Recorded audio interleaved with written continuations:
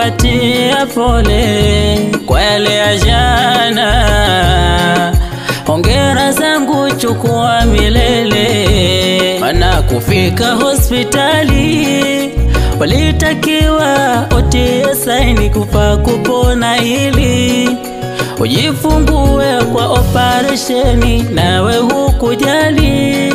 Kakubali roho ikiwa safini na yeye Jalali akakubariki kiundani, na kuombea kwake jalia nyingi dua, kukupatia nyingi nguvu ya kuwalea. Siku ya leo mumezaliwa, tulowangojea kwenye dunia, muweze kuwa pia mabaya kuepukia. Ona ikukwe